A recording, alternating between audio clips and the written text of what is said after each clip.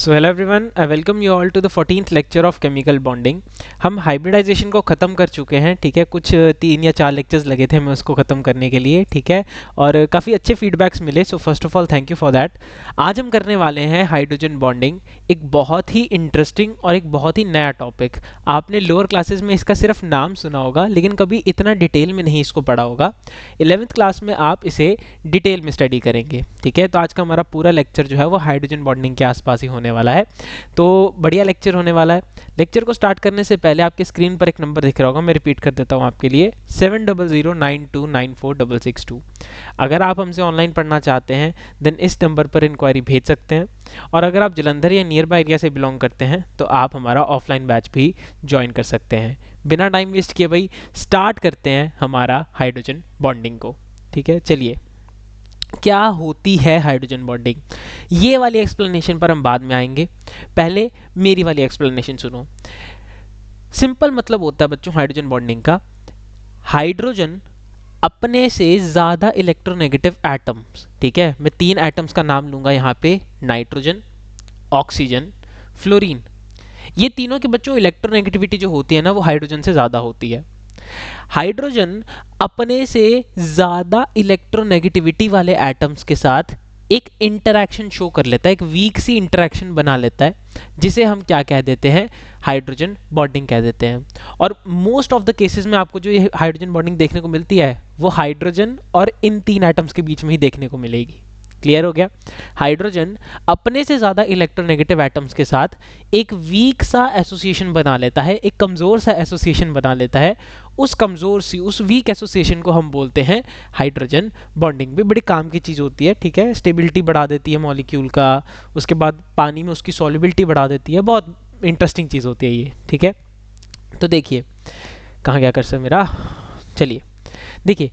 It is a force of attraction which operates between covalently bonded positively behaving hydrogen atoms, ठीक है, hydrogen atoms of a molecule with the electronegative atoms of same or different molecule। अब same और different molecule की कहानी थोड़ी सी अलग है, ठीक है, ये हम आगे जाके समझेंगे, ठीक है। इंटरमोलिकुलर और इंट्रामोलिकुलर में वो डरने की जरूरत नहीं है। आप सिर्फ इतनी चीज़ को देखिए। देखिए, मान लीजिए मेरा AH कोई मॉलिक्यूल है, ठीक है, AH मेरा कोई मॉलिक्यूल है, और यहाँ पर B जो है वो कोई दूसरा एटम है जो कि इस हाइड्रोजन से ज़्यादा इलेक्ट्रोनेगेटिव है। अब इन दोनों के बीच में क्या होगा, इस A और H के बीच में तो बॉन्ड बना ही हुआ है ऑलरेडी, ठीक है, that is a covalent bond, ठीक है। A और H जो है इनके बीच में कौन सा बॉन्ड है बच्चों, कोवेलेंट बॉन्ड है। बट यहाँ पर इस H और B के बीच में देखो मैंने डॉटेड लाइन शो की हुई है। इसका क्या मतलब होता है कि यहाँ पर एक वीक सा एसोसिएशन बन रहा है। उस वीक एसोसिएशन को हम बोलते हैं हाइड्रोजन बॉन्डिंग। हाइड्रोजन और उससे ज़्यादा इलेक्ट्रोनेगेटिव के बीच में बनने वाला बॉन्ड। अब बच्चों बात करें स्ट्रेंथ की, तो स्ट्रेंथ का ऑर्डर होता है, आपकी वैन डर वाल फोर्सेस बहुत कमज़ोर होती हैं, उससे ज़्यादा ताकतवर होती हैं आपकी हाइड्रोजन बॉन्ड्स, और सबसे ज़्यादा ताकतवर होते हैं आपके ionic and covalent bonds. If I more correctly अगर मैं इसको बोलूँ तो ये होता है सीक्वेंस बेसिकली कि वैन डर वाल फोर्सेस सबसे वीक होंगी, उससे स्ट्रांग होती है हाइड्रोजन बॉन्डिंग, उससे स्ट्रांग होता है कोवेलेंट बॉन्ड, और सबसे स्ट्रांग जो होता है दैट इज आयोनिक बॉन्ड। यहाँ पर आयोनिक कोवेलेंट को एक साथ लिख दिया मैंने, ठीक है। तो आप इसको यहाँ पर करेक्ट भी करना, जब प्रिंट आउट निकलवा लोगे कोवेलेंट आएगा, उसके बाद सबसे स्ट्रांग में कौन आता है, आयोनिक बॉन्ड सबसे स्ट्रांग होते हैं। अब बच्चों हम बात करते हैं 2 टाइप की हाइड्रोजन बॉन्डिंग के बारे में। मैंने आपको यहाँ पर एक चीज़ बताई थी, सेम और डिफरेंट मॉलिक्यूल्स। सर इसका क्या मतलब है, यानी कि या तो बच्चों hydrogen bonding with in the molecule हो सकती है, ठीक है। मतलब आपके सामने मैंने एक बड़ा अच्छा खासा मॉलिक्यूल रखा है, इसी मॉलिक्यूल में कोई 2 एटम्स पड़े हैं, उन दोनों के बीच में हाइड्रोजन बॉन्डिंग हो गई। या तो क्या हो सकता है कि मैंने आपके सामने 2 अलग अलग एटम्स रखे, ठीक है, 2 अलग अलग मॉलिक्यूल्स रखे, सॉरी, इन दोनों अलग अलग मॉलिक्यूल्स के बीच में हाइड्रोजन बॉन्डिंग हो गई। तो ये सेम और डिफरेंट का केस क्या है, उसके बेस पर हम पढ़ते हैं इंटरमॉलिक्यूलर हाइड्रोजन बॉन्डिंग और इंट्रामॉलिक्यूलर हाइड्रोजन बॉन्डिंग। अब आपके स्कूल में जैसे कॉम्पिटिशन्स वगैरह होते हैं, ठीक है, इंटर स्कूल, इंटरसेक्शन कॉम्पिटिशन, ठीक है, तो ये सब होता है। अब इंटरमॉलिक्यूलर हाइड्रोजन बॉन्डिंग का क्या मतलब हो गया, यानी कि जो हाइड्रोजन बॉन्डिंग होगी वो 2 मॉलिक्यूल्स के बीच में होगी।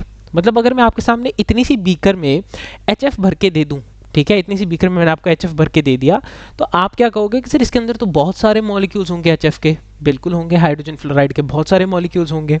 यानी कि वो कुछ इस तरीके से दिखेगा, आगे सुमोन HF HF HF करते करते। यहाँ पर देखो, देखने वाली चीज़ क्या है, हाइड्रोजन और फ्लोरीन के बीच का एक बॉन्ड तो बन गया ये, this is the covalent bond, जो मेन बनता ही होता है ना, कोवेलेंट कंपाउंड है ये, तो क्या बन गया, बीच में कोवेलेंट बॉन्ड बन गया। लेकिन हाइड्रोजन, एक मॉलिक्यूल का फ्लोरीन और दूसरे मॉलिक्यूल का हाइड्रोजन, इनके बीच में डॉटेड लाइन से एक रिप्रेजेंटेशन है, ये क्या है, दिस इज हाइड्रोजन बॉन्डिंग। यानी कि हमको कोवेलेंट भी दिख गया, ठीक है, हमको क्या दिखा, कोवेलेंट भी दिख गया with in the same molecule, और हमको क्या दिख गया, साथ में हाइड्रोजन बॉन्डिंग भी दिख गया दूसरे मॉलिक्यूल के साथ इंटरैक्ट होता हुआ। क्लियर होगी बात? चलिए, वही चीज़ हो रही है, हाइड्रोजन अपने से ज़्यादा इलेक्ट्रोनेगेटिव के साथ इंटरैक्ट कर रहा है, एसोसिएशन शो कर रहा है। फिर बात आती है भाई हमारे पास हमारे इंट्रा मॉलिक्यूलर की। अब इंट्रा का मतलब सिंपल याद रखो भाई, जब अंग्रेजी में हम बोलते हैं इंट्रा मॉलिक्यूलर, उसका मतलब होता है विद इन, ठीक है, विद इन, यानी कि उस चीज़ के अंदर ही अंदर। क्लियर? अब यहाँ पर एक सामने मैंने आपको एग्जाम्पल दे रखी है, दिस इज ऑर्थोनाइट्रोफिनोल। कैसे बना बच्चों ऑर्थोनाइट्रोफिनोल? हम जानते हैं बेंजीन के ऊपर जब आप OH लगा देते हो तो क्या बन जाता है, ये फिनोल होता है, ठीक है। और इस फिनोल की ऑर्थो पोजीशन पर, ये हम जब ऑर्गेनिक करेंगे तब आपको और डिटेल से समझ आएगा, अभी सिर्फ याद रखो ये ऑर्थो पोजीशन होते हैं जो मैंने मार्क की है। इस ऑर्थो पोजीशन पर ये पूरा नाइट्रो ग्रुप लगा है, इसलिए इसको नाम दे दिया ऑर्थोनाइट्रोफिनोल। क्लियर हो गया? फिनोल है, उसकी ऑर्थो पोजीशन पर नाइट्रो लगा हुआ है, ऑर्थोनाइट्रोफिनोल हो गया।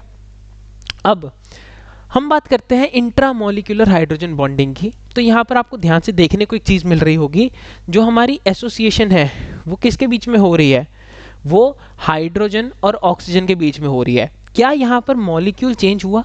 नहीं, मॉलिक्यूल तो वही है, ऑर्थोनाइट्रोफिनोल का मॉलिक्यूल ही है, पर हाइड्रोजन बॉन्डिंग हो कहाँ रही है, विद इन द मॉलिक्यूल हो रही है, उसी मॉलिक्यूल के एटम्स के अंदर हो रही है। इसे ऐसी हाइड्रोजन बॉन्डिंग को हम क्या बोलते हैं, intramolecular hydrogen bonding. So when hydrogen bonding is present with in the molecule, उसे बोला जाता है इंट्रामोलिकुलर। और जब ये होगी बिटवीन टू मॉलिक्यूल्स, तब उसे हम बोलेंगे इंटरमॉलिक्यूल, ठीक है, इंटरमॉलिकुलर हाइड्रोजन बॉन्डिंग। क्लियर हो गई बात? चलिए भाई, यहाँ पर हमारा लेक्चर खत्म होता है। होप करता हूँ आपको समझ आया होगा। नेक्स्ट लेक्चर में वो सेपर थ्योरी के साथ आपकी जल्दी आपसे मुलाकात होगी।